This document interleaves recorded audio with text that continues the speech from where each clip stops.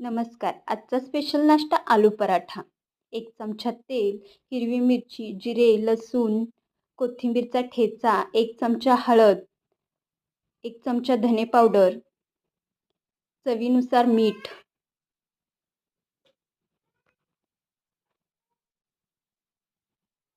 kasuri methi,